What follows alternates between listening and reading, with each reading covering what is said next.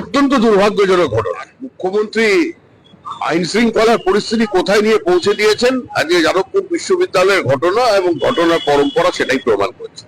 সার্বিকভাবে এটা সরকারের ব্যর্থতা, সার্বিকভাবে এটা পশ্চিমবঙ্গের শিক্ষা ব্যবস্থার লজ্জা, এবং যে পরিস্থিতি তৈরি হয়েছিল তার জন্য এই সরকারই দায়ী।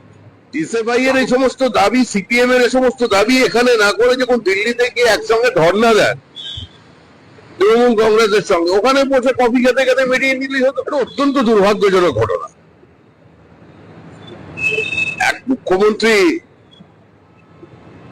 আইন শৃঙ্খলার পরিস্থিতি কোথায় নিয়ে পৌঁছে দিয়েছেন আজকে যাদবপুর বিশ্ববিদ্যালয়ের ঘটনা এবং ঘটনার পরম্পরা সেটাই প্রমাণ করছে। সার্বিকভাবে এটা সরকারের ব্যর্থতা, সার্বিকভাবে এটা পশ্চিমবঙ্গের শিক্ষা ব্যবস্থার লজ্জা, এবং যে পরিস্থিতি তৈরি হয়েছিল তার জন্য এই সরকারই দায়ী।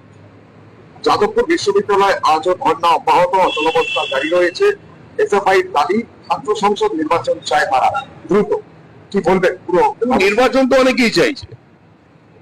ডিসএফআই এর এই সমস্ত দাবি, সিপিএম এর এই সমস্ত দাবি এখানে না করে যখন দিল্লিতে গিয়ে একসঙ্গে ধর্ণা দেন তৃণমূল কংগ্রেসের সঙ্গে, ওখানে বসে কফি খেতে খেতে বেরিয়ে নিলেই হতো।